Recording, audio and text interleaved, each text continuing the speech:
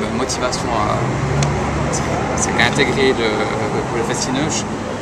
Ma deuxième passion, qui est celle du médical, du secours préhospitalier aussi en dehors de l'hôpital. On compte pour 4 jours de festival, à peu près 30 000 personnes, on compte une centaine de patients à voir ou bien traités.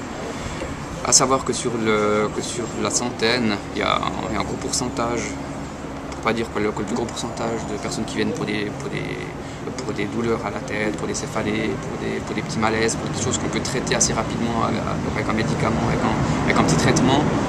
Sur 4 soirs, on a en général 1 à 2 personnes qui viennent pour des problèmes avec l'alcool, et qui viennent juste en surveillance un petit moment et qui repartent.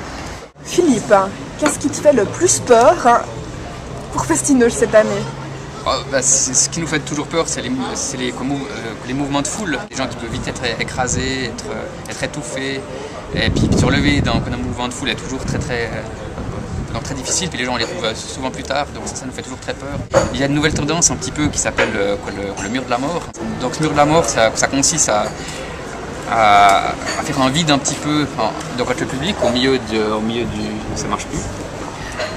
Je vais vous montrer, voilà. Voilà, on va voir ça. Voilà, on va voir ça, où vraiment que les spectateurs se mettent dedans, ça c'est d'un autre, et sur un signal, tout d'un coup se fonce dedans, c'est littéralement, qui peut faire pas mal de traumatisme, c'est quelque chose de très à risque, ça commence à prendre un petit peu d'ampleur aussi en Suisse, plus dans les groupes un petit peu métal.